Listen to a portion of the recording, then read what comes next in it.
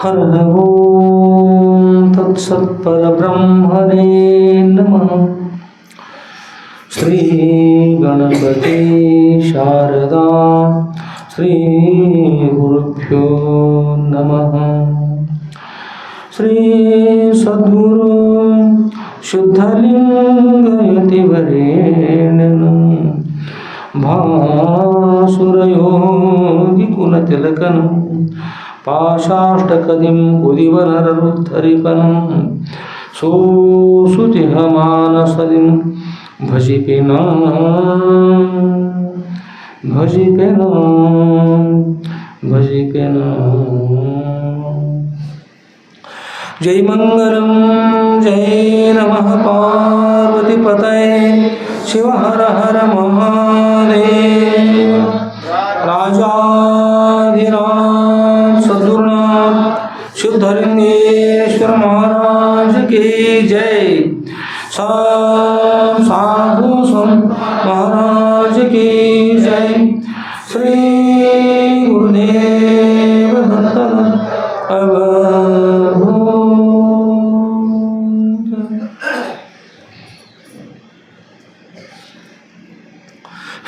ಪರಮ ಪೂಜ್ಯರಿರ್ತಕ್ಕಂಥ ಶಿರೋತ್ತರಿಯ ಬ್ರಹ್ಮನಿಷ್ಠದ ಶ್ರೀ ಜಗದ್ಗುರು ಶ್ರೀ ಶ್ರೀ ಶ್ರೀ ಸಿದ್ಧಲಿಂಗೇಶ್ವರ ಸದ್ಗುರು ಯಾವ ಮಹಾರಾಷ್ಟ್ರ ರಾಜ್ಯದ ಸಿಂಧೂರು ಮರಣ ಮಧ್ಯಲ್ಲಿರ್ತಕ್ಕಂಥ ಬಿಲ್ವನದಲ್ಲಿ ಕಮರಿ ಮಠದಲ್ಲಿ ಆನಂದವಾಗಿ ವಾಸ ಮಾಡ್ತಾ ಇದ್ದಾರೆ. ಸದ್ಗುರು ಸನಿ ಅನೇಕ ಜನರ ಮಹಾತ್ಮ ಬರ್ತಾ ಇದ್ದಾರೆ. ಸದ್ಗುರು ಇಲ್ಲಿ ಈಗ ಯಾವ ಲೀಲೆಯನ್ನು ಮಾಡ್ತಾರೆ ನಾವು ನೀವು ಕೂಡ ಅಲ್ಲಿ ತೆರಳೋಣತ್ತ ನೀವು ಎಲ್ಲರೂ ಬರ್ತಾ ಇದ್ರಲ್ಲ ನಡಿ ಎಲ್ಲರಿಗೂ ಆನಂದ ಸದ್ಗುರು ಆದ್ಮೇಲೆ ಈ ಮದ್ಯಪಾನ ಅನ್ನೋದು ಭಾಳ ಕೆಟ್ಟ ಇದ್ರ ಅದ ವಿಷಯದ ಇವತ್ತು ಇದರೊಳಗೆ ಅದ ಬರ್ಬೇಕಾ. ಅಲ್ಲಿ ಒಬ್ಬ ರಾಜ ಇರ್ತಾರೆ, ಉಮ್ರಾಣಿಗೆ ರಾಜ ಇರ್ತಾರೆ. ತಪ್ಪಂತೆ ರಾಜ ರಾಜಂತೆ ನರಕ ತಪಸ್ಸು ಮಾಡಿ ರಾಜರು ಇರ್ತಾರೆ. ಮನುಷ್ಯಗೆ ಬಂದಂಗೆ ಮಾಡಿ ನರಕಕ್ಕೆ ಹೋಗ್ತಾರೆ. ಏನು ಮಾಡಿ ಮನುಷ್ಯಗೆ ಬಂದಂತೆ ಶಿಖತ್ ಮಾಡಿ ನರಕಕ್ಕೆ ಹೋಗ್ತಾರೆ. ಈಗ ನಮ್ಮ ಅಲ್ಲಿ ಸಿಂಧೂರ ಮಠ ಅದಲ್ಲ ಉಮ್ರಾಣಿ ಸಿಂಧೂರ ಮಧ್ಯದಲ್ಲಿ ಆ ಮಠ ಒಂದು ರಾಜನ ಜಮೀನು ಅದು ಮಾತಾಡೋದು. ಯಾವ ಜಮೀನು ಯಾರ ಜಮೀನು ಅದು? ರಾಜನ ಜಮೀನ. ಅಲ್ಲಿ ಆ ಜಮೀನ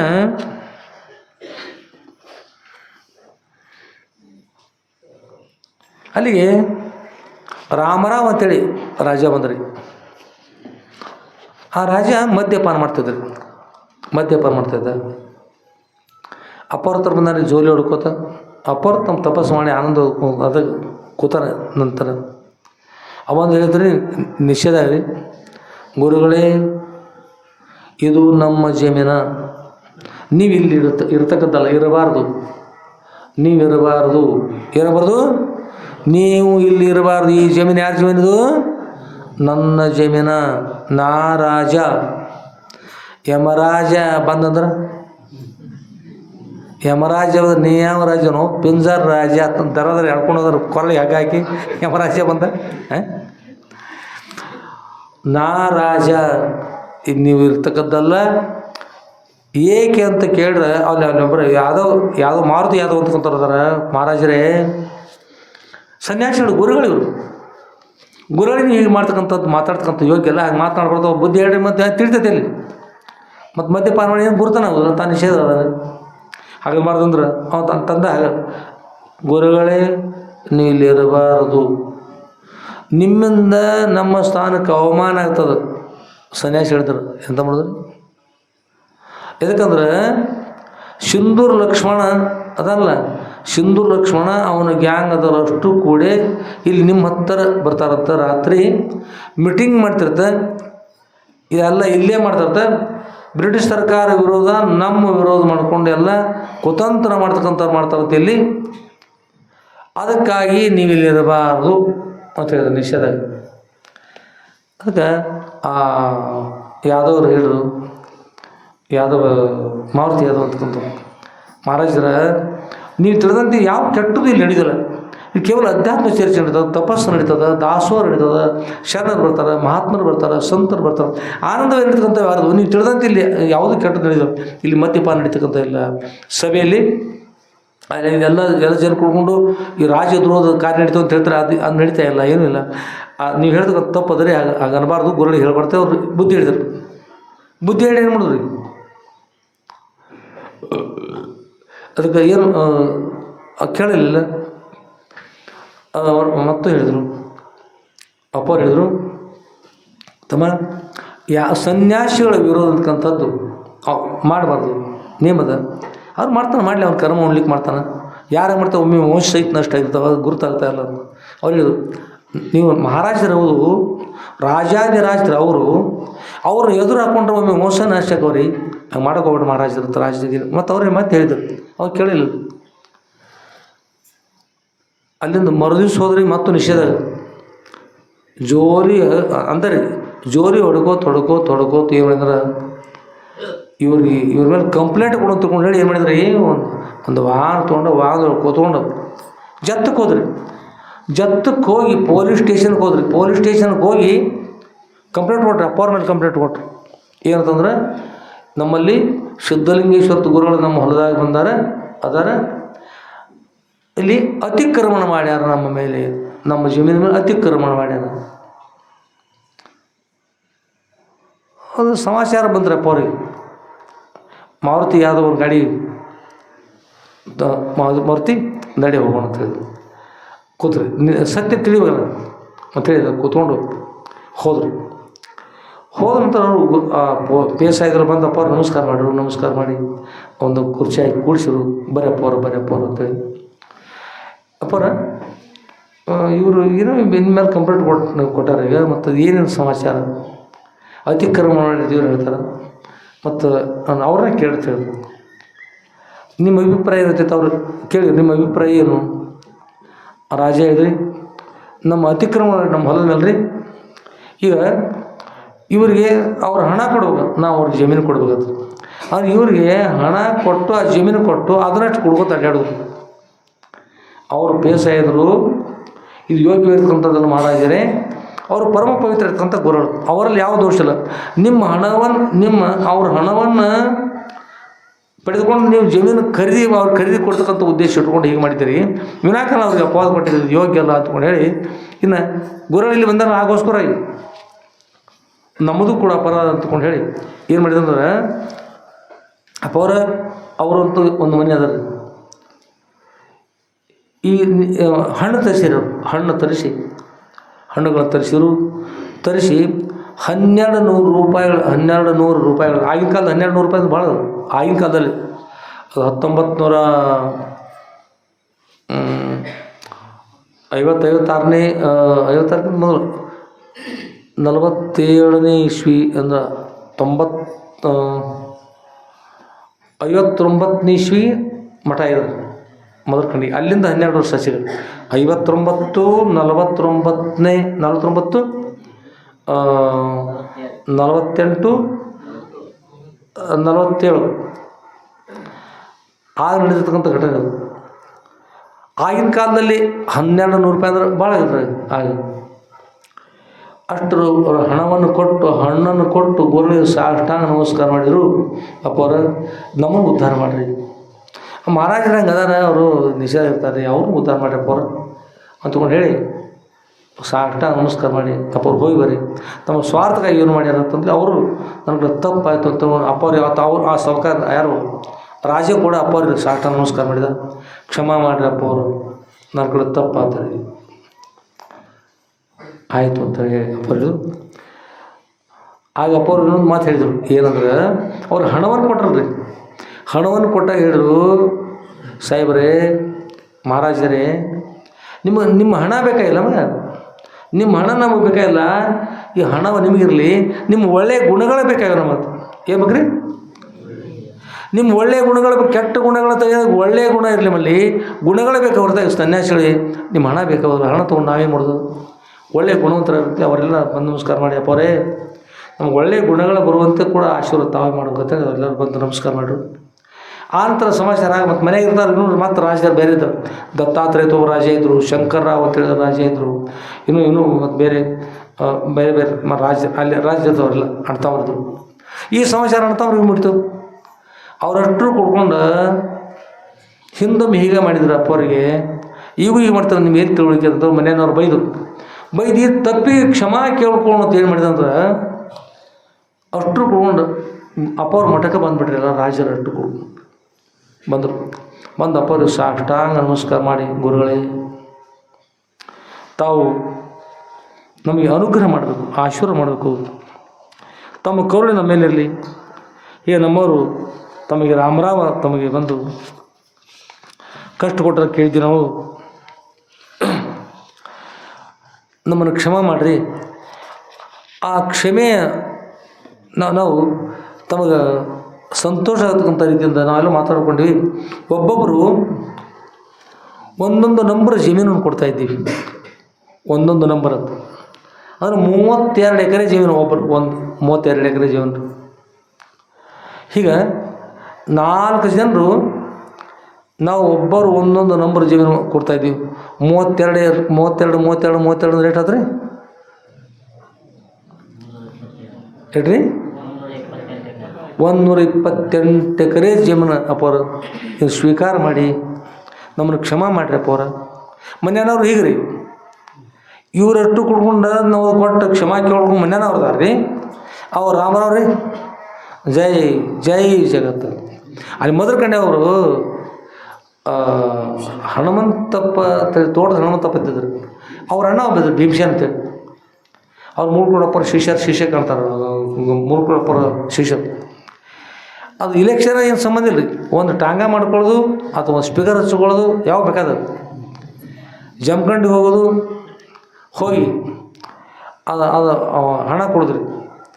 ಟಾಂಗದ ಹೋದ್ರೆ ರೊಕ್ಕ ಕೊಡೋದು, ರೊಕ್ಕ ಕೈಗೆ ಆಡ್ತಿತ್ತು. ಬಾಳಿ ತೋಟ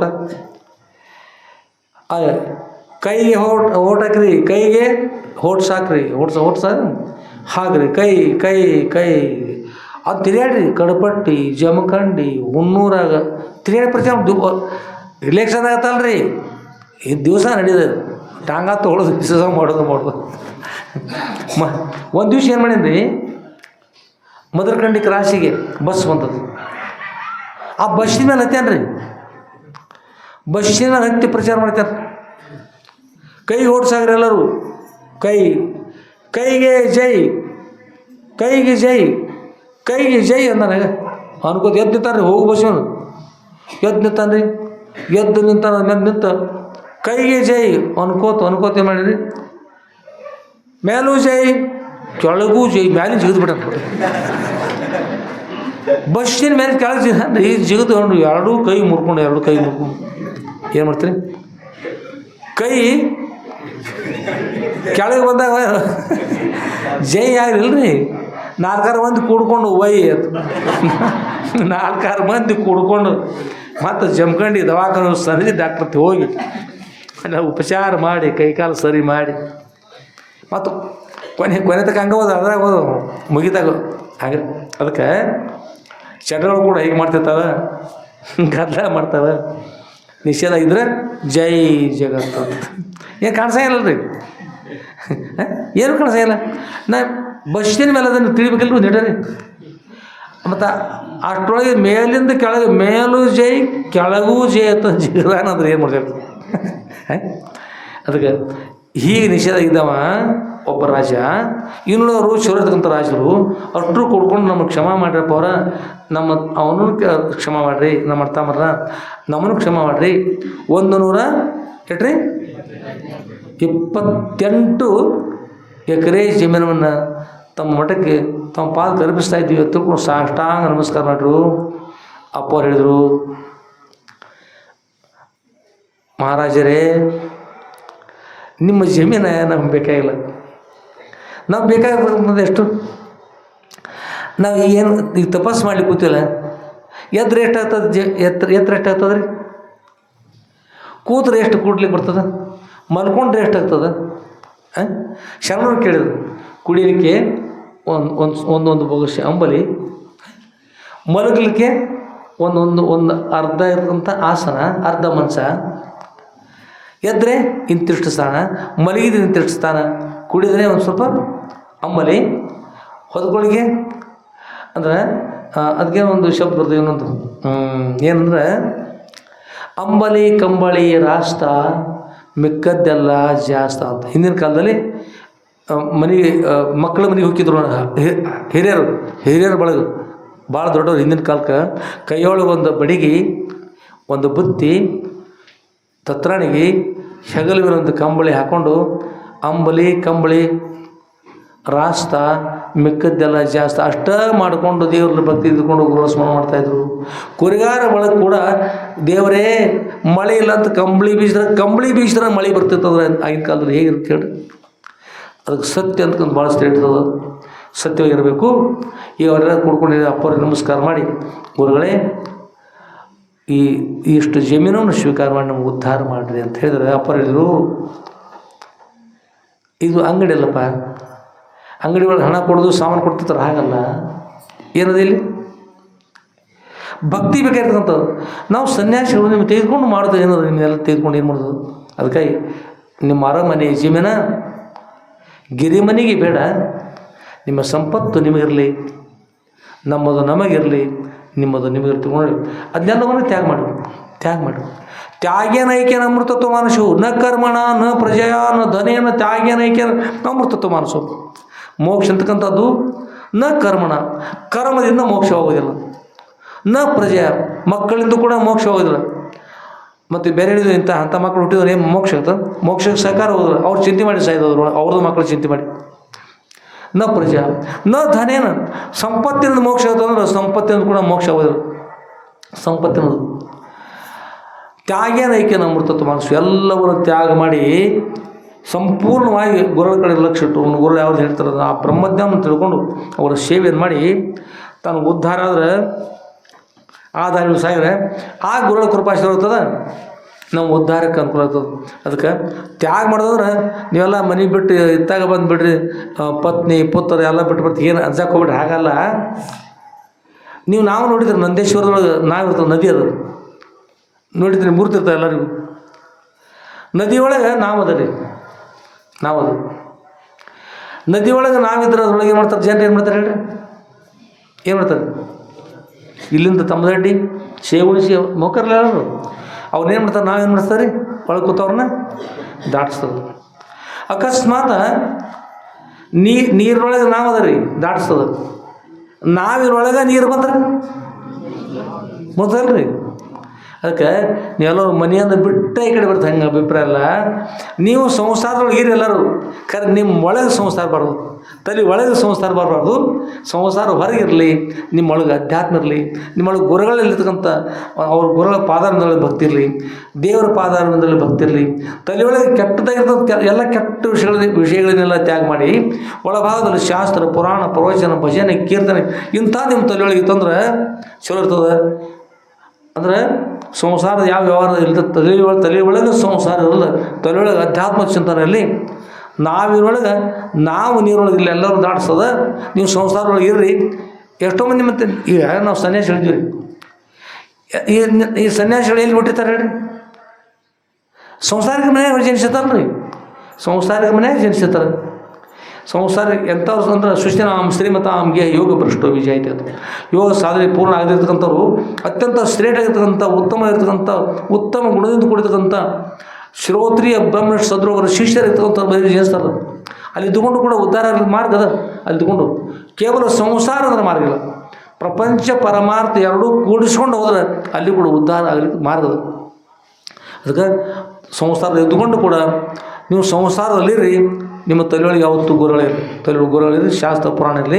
ನಿಮ್ಮ ತಲೆ ಒಳಭಾಗದಲ್ಲಿ ಸಂಸಾರ ಅಂತಕ್ಕಂಥ ಬಂತು, ಆಗ ಶಾಸ್ತ್ರ ಇಲ್ಲ, ಗುರುಗಳಿಲ್ಲ, ದೇವರಿಲ್ಲ, ಪುರಾಣ ಇಲ್ಲ, ಏನು ಎಲ್ಲ ಈ ಕೈಯೊಳಗೆ ಕಾಳನಿಲ್ಲ, ಕೆದರಿದಂಗೆ ಮಾಡೋದು, ಕೆದರಾಗ ಸನಿಕೆ ಗುದ್ದಿನೂ ಇಲ್ಲ, ಕೆದರಂಗೆ ಮಾಡೋದು, ಅದ್ರೊಳಗೆ ಕಾಳು ಹಾಕಿದಂಗೆ ಮಾಡೋದು, ನೀರು ಹಾಕಿದಂಗೆ ಮಾಡೋದು, ಗೊಬ್ಬರ ಹಾಕಿದಂಗೆ ಮಾಡೋದು, ಹಿಂದಿನ ಮತ್ತು ಇಷ್ಟು ಎತ್ತರ ಆಗೈತೆ ಎತ್ತರ ಆದಂಗೆ ಮಾಡೋದು, ಕಾಯಿ ಹರ್ಕೊಂಡಂಗೆ ಮಾಡೋದು, ತಿಂದಂಗೆ ಮಾಡೋದು. ಎಷ್ಟು ಅನ್ನೋದು ಹೇಳ್ರು.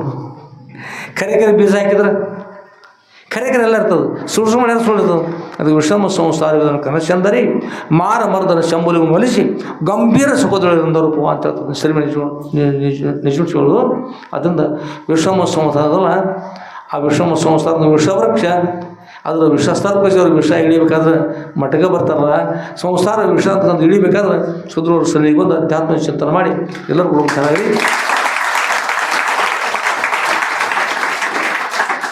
ಅಂಥ ಸಾಮರ್ಥ್ಯನ ಶ್ರೀವೋತ್ರಿಯ ಬ್ರಹ್ಮನಿಷ್ಠ ಶ್ರೀ ಜಗದ್ಗುರು ಶ್ರೀ ಶ್ರೀ ಶ್ರೀ ಸಿದ್ಧಲಿಂಗೇಶ್ವರ ಸದ್ರುಗಳು ಎಲ್ಲರಿಗೂ ಅನುಗ್ರಹ ಮಾಡಲಿ ತುಂಬ ಪ್ರಾರ್ಥನೆ ಮಾಡೋಣ. ಒಂದೇ 2-3 ನಿಮಿಷ. ಒಂದು ಗ್ರಂಥ ಮುಕ್ತಾಯ ಆದ ನಂತರದಲ್ಲಿ ಇದು ಎಷ್ಟನೇ ಗ್ರಂಥ? ಇದು ಎಷ್ಟನೇ ಭಾಗ ರೀ? 9ನೇ ಭಾಗ. ಇದು ಈ ಗ್ರಂಥ ಈಗ ಸಮಾಪ್ತಿ ಆಗ್ತದೆ. ಈಗ ಈ ಗ್ರಂಥ ಏನೈತ್ರಿ ಅಪ್ಪ ಅವ್ರ ಅನುಗ್ರಹದಿಂದ 1 ತಿಂಗಳ ಪರ್ಯಂತ ನಡೀತಾ ಬಂತು. ಇಲ್ಲಿ ಗುರುಗಳು ಅವರೆಲ್ಲ ರಾಜರಿಗೆ ಆಶೀರ್ವಾದ ಮಾಡಿದರು. ಎಲ್ಲರೂ ಕೂಡ ಶರಣಾಗತಾಗಿ ಅಪ್ಪ ಅವ್ರ ಕೃಪಾ ಆಶೀರ್ವಾದ ಪಡ್ಕೊಂಡು, ಆಯ್ತರಪ್ಪ ಅವ್ರ ನೀವು ನಮ್ಮ ತನು ಇಲ್ಲಿ ಇರ್ತಕ್ಕಂಥ ಜಮೀನು ಬೇಡ ಅಂತ ಬಿಟ್ರಿ, ಆದ್ರೆ ನಮ್ಮನ್ನು ಬಿಡ್ಲಿಕ್ಕೆ ಹೋಗ್ಬೇಡ್ರಪ್ಪ ಅವ್ರ, ನಮಗೆ ಆಶೀರ್ವಾದ ಮಾಡಿ. ಏನೆಲ್ಲರೂ ಬಿಡೋದು, ತೊರೆದು ಜೀವಿಸಬಹುದೇ ಹರಿ ನಿನ್ನ ಚರಣಗಳ, ಏನೆಲ್ಲ ಬಿಡಬಹುದು ನಿಮ್ಮ ಶ್ರೀಪಾದಗಳು ನಾವು ಬಿಡ್ಲಿಕ್ಕೆ ಆಗೋದಿಲ್ಲ, ನಮ್ಗೆ ಉದ್ಧಾರ ಮಾಡ್ತೀವಿ. ಎಲ್ಲರೂ ಸಾಷ್ಟ ನಮಸ್ಕಾರ ಮಾಡಿ ಗುರುಗಳ ಕೃಪಾಶೀರ್ವಾದ ಪಡ್ಕೊಂಡು ತಮ್ಮ ಮನೆಗೆ ಹೋದರು. ಇಲ್ಲಿಗೆ ತಮ್ಮ ಈಗ ಮುಕ್ತಾಯ ಆಯಿತು. ಇನ್ನು ಮುಂದಿನ ಪೂಜೆ ಮಾಡೋದು ಉತ್ತಿಷ್ಟದು. ಈಗ ಎಷ್ಟನೇ ಭಾಗ ಮುಗಿತ್ರಿ? ಈಗ ಜಯಘೋಷ ಮಾಡೋದು. ಸದ್ರುಳು ಎಲ್ಲರೂ ಕೂಡ ಈ ಪರದಲ್ಲಿ ಸುಭೋಗವಾಗಿ ನಿಂತು ಅಂತ್ಯದಲ್ಲಿ ಅತ್ಯಂತ ದುಃಖ ನಿವೃತ್ತಿ ಪರಮಾನಂದ ಪ್ರಾಪ್ತಿ ಇರಬೇಕಂತ ಮೋಕ್ಷ ಎಲ್ಲರಿಗೂ ಕೂಡ ಅನುಗ್ರಹ ಮಾಡ್ತಾರೆ ಪ್ರಾರ್ಥನೆ. ಏನು ಮಾಡ್ತಾರೆ?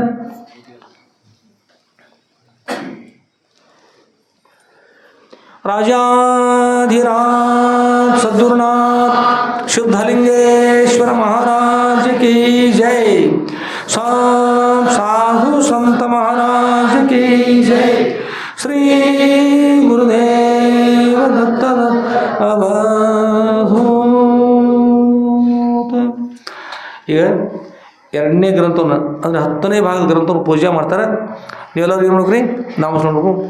ಓಂ ನಮಃ ಶಿವಾಯ.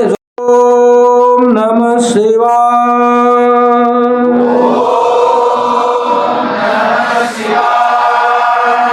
ಓಂ ನಮಃ ಶಿವಾಯ.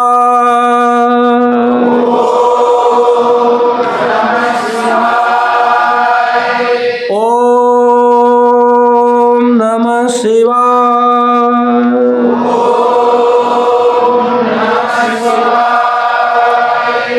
ಓಂ ನಮಃ ಶಿವಾಯ.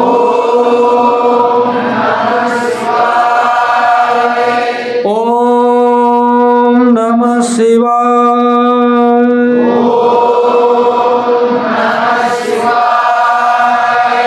ಓಂ ನಮಃ ಶಿವಾಯ.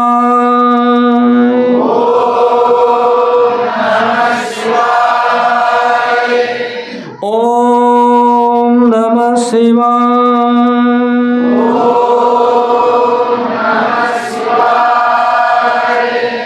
ಓಂ ನಮಃ ಶಿವಾಯ. ರಾಜಾಧಿರಾಜ ಸದ್ಗುರುನಾಥ शुद्धलिंगेश्वर महाराज की जय। साधु संत महाराज की जय। श्री गुरुदेव दत्त अवधूत. ओम नमः शिवाय.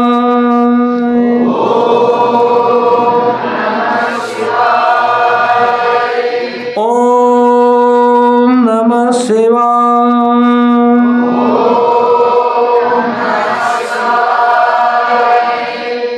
ओम नमः शिवाय.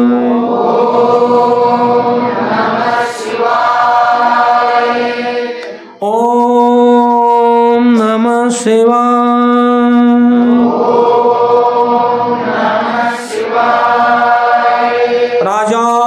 राजाधिराज सद्गुरुनाथ शुद्धलिंगेश्वर महाराज की जय। साधु संत महाराज की जय।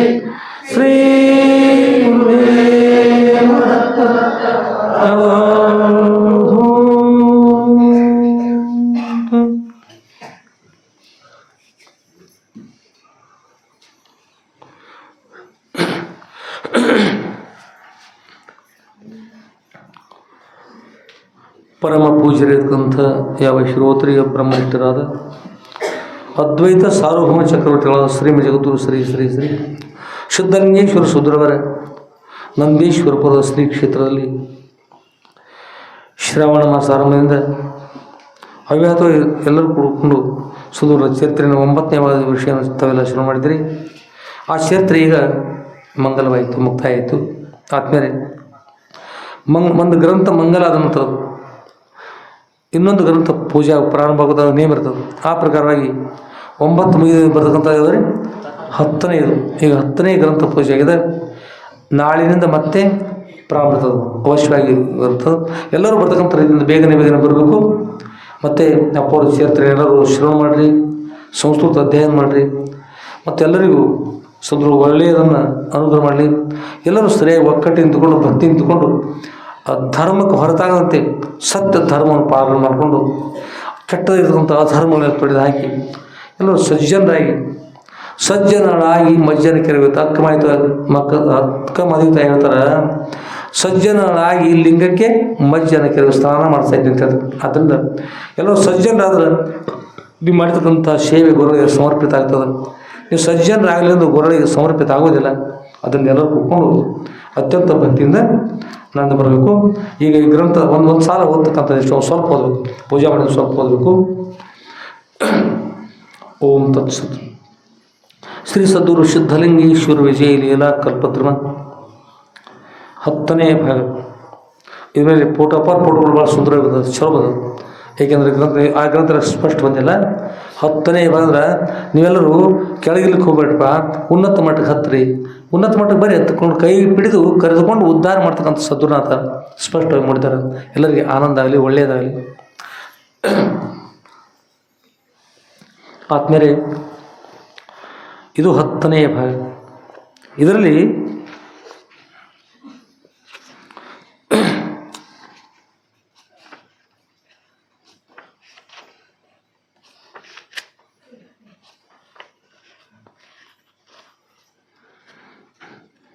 ಆರಾಮಾಗಲಿ ಕತೆ ಅದ್ರಿ ಗಡಿಯಾರ ಇಲ್ಲೋ ಇಲ್ಲ ಕೆಲಸ.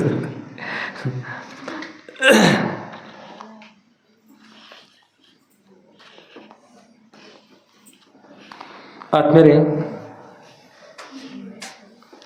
ಇಲ್ಲಿ 1ನೇ ಅಧ್ಯಾಯ ಬರ್ತದೆ. ಓಂ ಶ್ರೀ ಸದ್ಗುರು ಸಿದ್ಧಲಿಂಗೇಶ್ವರ ಪರಬ್ರಹ್ಮಣ್ಯ ನಮಃ. 1ನೇ ಅಧ್ಯಾಯ ಪ್ರಾರಂಭ. ಇಲ್ಲಿ ಸಜ್ಜನಳಾಗಿ ನಾನು ಮನುಷ್ಯಳಾಗುತ್ತೇನೆ. ಸಜ್ಜನಳಾದ ಮನುಷ್ಯಳಾಗುತ್ತೇನೆ. ನಾನು ಏನಾಗ್ತಾ ಇದ್ದೀನಿ? ಒಬ್ಬ ಹೆಣ್ಣು ಮಗಳು, ಮಹಿಳೆ ಹೇಳ್ತಕ್ಕಂಥ ವಿಷಯ ಇದು. ನಾನು ಸಜ್ಜನಳಾದ ಮನುಷ್ಯಳಾಗುತ್ತೇನೆ. ಸದ್ಗುರುನಾಥ ಸಿದ್ಧಲಿಂಗೇಶ್ವರಪ್ಪವರೇ, ಇನ್ಮೇಲೆ ನಾನು ಹೇಗಾಗ್ತಾ ಇದ್ದೀನಿ ಅಂದರೆ ನಾನು ದುರ್ಜನಳಾಗುವುದಿಲ್ಲ. ಇಲ್ಲಿ ಪರ್ಯಂತ ಏನಾಯಿತು? ಇಲ್ಲಿ ಪರ್ಯಂತವಾಗಿ ತಿಳಿಯದೇ ಇರತಕ್ಕಂಥ ಸಮಯದಲ್ಲಿ ಏನೆಲ್ಲ ಮಾಡಿದೆ ನಾನು, ಕೆಟ್ಟದ್ದು ಮಾಡಿದೆ, ಮಾಡಬಾರ್ದು ಕಾರ್ಯಗಳು ಮಾಡಿದೆ, ಏನೆಲ್ಲ ಮಾಡಿದೆ. ಇವತ್ತು ನಾನು ತಿಳಿದದ್ದು, ಇವತ್ತು ತಿಳಿದದ್ದು. ಇವತ್ತು ತಿಳಿದ ಮೇಲೆ ತಮ್ಮ ಅನುಭವದಿಂದ ನಾನು ಸಜ್ಜನಳಾಗಿ ಬಾಳ್ತಾ ಇದ್ದೀನಿ, ದುರ್ಜನಳಾಗುವುದಿಲ್ಲ ಅಂತಕೊಂಡು ಹೇಳಿ ಗುರುಗಳಿಗೆ ಸಾಷ್ಟಾಂಗ ಪ್ರಣಾಮ ಮಾಡಿ ಇಲ್ಲಿ ಆ ಮಹಿಳೆ ಹೇಳ್ತಾ ಇದ್ದಾಳೆ, ನಾನು ಸಜ್ಜನನಾಗಿ ಇರ್ತಾ ಇದ್ದೇನೆ ಗುರುಗಳೇ, ಕೆಟ್ಟದ್ದು ನೀನು ಮಾಡುವುದಿಲ್ಲ ಅಂತ ಒಪ್ಕೊಂಡಿದ್ದಾಳೆ. ಅದು ಮೊದಲು ಏನು ಮಾಡ್ತಾಯಿದ್ರು? ನಾನು ಸಜ್ಜನ ಆಗ್ತಾ ಇದ್ದೀನಿ ಗುರುಗಳೇ, ಉದ್ಧಾರ ಆಗ್ತಾ ಅಂತ ಹೇಳ್ತಾರಲ್ಲ, ಸಜ್ಜನ ಆಗಿಲ್ಲ, ಆಗ್ತಾ ಇದ್ದ ಸಜ್ಜನ ಅಂತಕ್ಕಂಥದ್ದು ಯೋಗ್ಯ ಇದ್ದಾಗ ಆಗ್ತಂತ ವಚನ ಕೊಡಲ್ಲ ಅಪ್ಪವ್ರಿಗೆ. ಅದು ಏನು ವಚನ ಕೊಟ್ಟರು, ಏನನ್ನು ಕೇಳಿದ್ರು, ಅವರವ್ರಿಗೆ ಏನು ಸಂಭಾಷಣೆ ಆಯಿತು, ಎಂಥ ವಿಷಯದ ಏನು ಅದು ಅನ್ನೋದನ್ನು ನಾವೆಲ್ಲ ಯಾವಾಗ ಕೇಳೋಕ್ರನ್ನ ನಾಳೆ ಕೇಳಬೇಕು. ಏಕೆಂದರೆ ಸಮಯಾಭಾವ ಕಾರಣ ಏನು, ಈ ಸಮಯದ ಅಭಾವ ಇದ್ರೆ ಭಾಳಷ್ಟು ಸಮಯ ಇದೆ.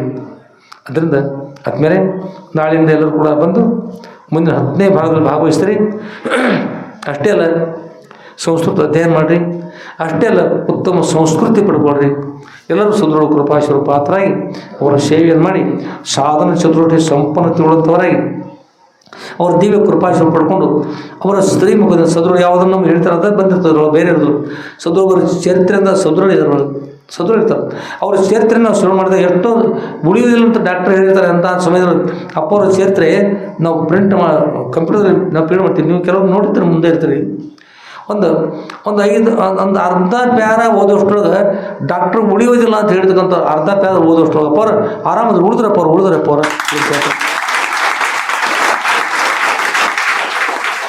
ನೀವೆಲ್ಲ ಎಷ್ಟು ಮಂದಿ ನೋಡ್ತೀರಿ. ಅದು ಅಷ್ಟು ಸತ್ಯದಿಂದ ಕೂಡಿರ್ತಕ್ಕಂಥ ಸದೃಢ ಚರಿತ್ರೆ.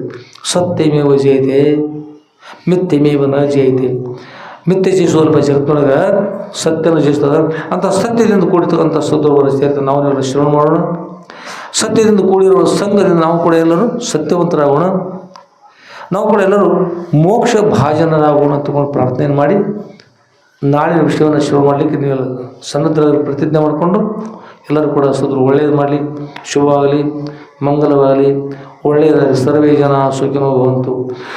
ಪರಮ ಪೂಜ್ಯರಿರ್ತಕ್ಕಂಥ ಯಾವ ಶ್ರೋತ್ರಿ ಬ್ರಹ್ಮನಿಷ್ಠರ ಶ್ರೀ ಜಗದ್ಗುರು ಶ್ರೀ ಶ್ರೀ ಶ್ರೀ ಸಿದ್ಧಲಿಂಗೇಶ್ವರ ಸದೃಢ ಸರ್ವರೂ ಕೂಡ ಈ ವ್ಯಾಪಾರದಲ್ಲಿಯೂ ಸುಭೋಗ ಭಾಗ್ಯಗಳನ್ನಿತ್ತು ಅಂತ್ಯದಲ್ಲಿ ಅತ್ಯಂತ ದುಃಖ ನಿವೃತ್ತಿ ಪರಮಾನಂದ ಪ್ರಾಪ್ತಿ ಬರ್ತಕ್ಕಂಥ ವರಮೋಕ್ಷ ಗುರು ಅನುಗ್ರಹ ಮಾಡಿರ್ತಕ್ಕಂಥ ಪ್ರಾರ್ಥನೆ ಮತ್ತು ಶ್ರೀಮ ಜಗದ್ಗುರು ಶ್ರೀ ಶ್ರೀ ಶ್ರೀ ಸಿದ್ಧಲಿಂಗೇಶ್ವರ ಸದೃಢರ ದಿವ್ಯ ಪಾದಕಮಲಗಳಲ್ಲಿ ನನ್ನ ಅನಂತಾನಂತ ಕೋಟಿ ಧೀರದಂಡ ಪ್ರಣಾಮ ಸಮರ್ಪಿಸಿ